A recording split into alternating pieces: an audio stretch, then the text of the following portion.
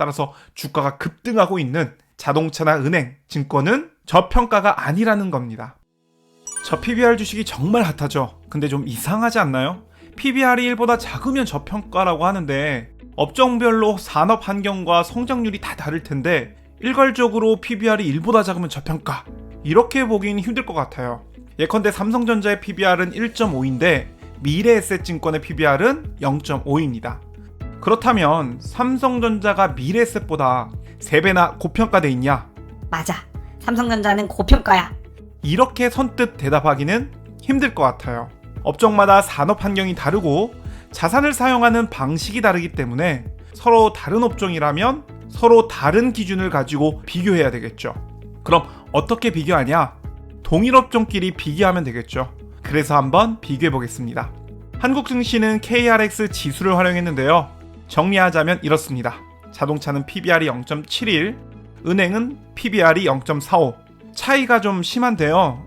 어쩌면 당연하다고도 볼 수 있어요. 섹터별로 산업 구조나 환경이 다르고 자산을 사용하는 용도나 목적이 다를 테니까 섹터별로 자산 비율이 다를 수 있는 거죠. 이번에는 미국의 PBR을 보겠습니다. 미국 자료는 뉴욕대 경영대학원에서 가져왔습니다. 미국 PBR이 한국보다 큰데요. 평균으로 따지자면 한국은 1.18, 미국은 4.07입니다. 미국이 한국보다 3.5배 정도 크네요. 한국 입장에서 보면 미국의 3.5분의 1 정도 되고요. 그럴 수 있다고 봅니다. 미국은 세계 최고의 기업들이 있고요. 주주 환원율과 같은 주주 친화 정책이 잘 되어 있어요. 더불어 미국은 현재 패권국이고 401k 같은 퇴직연금이 잘 버티고 있으니까요. 그러한 관점에서 보면 미국 증시가 더 높은 평가를 받는 것은 너무나도 당연한 일이겠죠.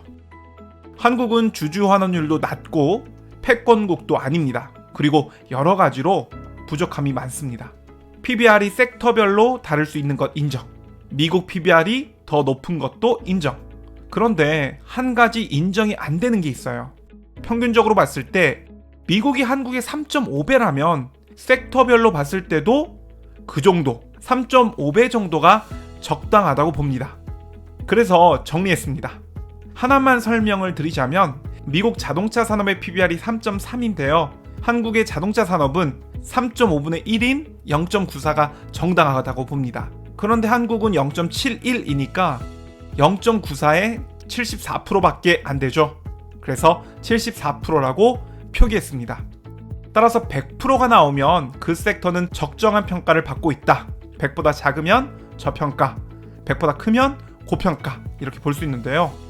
재밌는 점은 최근 저PBR주로 관심을 모으고 있는, 따라서 주가가 급등하고 있는 자동차나 은행, 증권은 저평가가 아니라는 겁니다. 예를 들면 국내 은행의 PBR이 0.45인데요. 미국의 은행주들은 PBR이 1.04밖에 되지 않아요.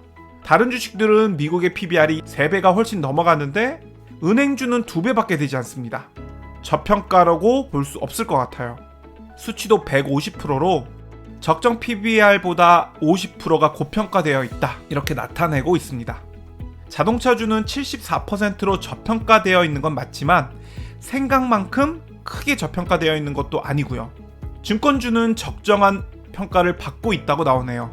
섹터들마다 자산을 운영하고 관리하는 형태가 다르고 자산을 사용하는 용도가 다르다 보니까 이렇게 비교하는 게 맞을 것 같아요. 은행이나 증권이 절대적 기준으로 보면 PBR이 낮은 건 맞습니다. 하지만 이들 기업은 미국 기준으로 보더라도 원래 PBR이 낮은 섹터, 낮을 수밖에 없는 섹터, 혹은 낮아야만 하는 섹터라는 거죠.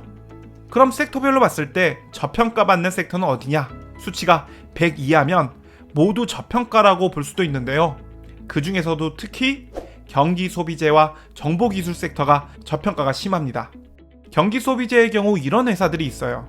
LG전자, 코웨이, 강원랜드, FNF, 롯데쇼핑, 휠라홀딩스 등등. 미국의 경기 소비재는 PBR이 6.48인데 한국은 그것의 10분의 1도 안 되는 0.92입니다. 정보기술 섹터도 저평가라고 나오는데요. 정보기술 기업들의 경우 미국은 PBR이 12.9인데 한국은 1이 조금 넘으니까 상당히 저평가라고 볼 수 있죠. 이들 기업으로는 삼성전자, SK하이닉스, 삼성 SDI, 삼성 SDS, 삼성전기, 포스코 DX 등이 있습니다. 이건 좀 놀랍네요. 개인적으로 삼성전자가 저 PBR이라고 생각한 적은 없었어요. 좀 더 알아보니까 삼성전자의 PBR은 1.4인데요. 어찌 보면 PBR이 1보다 크니까 고평가라고 판단하기 쉽거든요. 그런데 같은 섹터의 미국 기업들은 PBR이 훨씬 큽니다. 애플은 39, 엔비디아는 51, AMD는 5.2, 인텔은 1.7이니까요. 이렇게 보니까 저 PBR주가 맞는 것 같네요. 그런데 사실 정보기술이라는 섹터가 가지고 있는 자본의 크기도 물론 중요하겠지만 기업의 기술력이나 시장에서의 독점적 지위 이런 것들이 더욱 중요하고 더불어 전통적인 금융업에 비해 성장성도 훨씬 더 크니까 더 높은 평가를 받는 게 당연하겠죠. 그래도 어찌됐든 은행이나 증권주가 저평가되어 있는 정도보다 삼성전자가 훨씬 더 저평가되어 있다 이렇게 볼 수는 있습니다. 여기서 잠깐 유한타증권에서 이벤트를 진행합니다. 지금 유한타증권 신규 계좌를 개설하고 100만원 거래하면 스타벅스 한 잔 쿠폰, 5천만원 거래하면 이마트 1만원, 1억 거래하면 2만원권을 받을 수 있습니다. 추가로 지금 영상을 보시는 모든 분들께 유한타증권 기존 고객일지라도 다양한 쿠폰을 드립니다. 고정 댓글을 확인하셔서 신규 고객은 계좌 개설 링크로, 기존 고객은 이벤트 링크로 참여해주세요. 오늘은 섹터별로 미국 PBR과 비교해봤는데요. 정부에서 추진하려는 코리아 디스카운트 해소 정책이 단순히 PBR 1을 맞추는 거면 현재 각광받고 있는 전통적인 금융주가 계속 우위를 보일 겁니다. 다만 섹터별로 나누어서 본다면 지금까지 소외받고 있었던 경기소비재나 정보기술 섹터, 삼성전자와 같은 주식들이 더 주목을 받을 수 있지 않을까라는 기대를 걸어봅니다. 최근 댓글들을 보면 선거용이다, 일시적일 거다, 그래도 여전히 한국 주식은 쓰레기다 이런 댓글도 적지 않은데요. 어찌되었든 정부가 나서서 코리아 디스카운트를 해소시켜준다고 하니까 반가운 일입니다. 한국 투자자 중 한 명으로서 한국 증시도 프리미엄을 받을 수 있는 환경이 하루빨리 만들어질 수 있기를 희망해 봅니다. 오늘 영상은 여기까지입니다. 여러분들의 성공적인 투자 기원합니다. 감사합니다.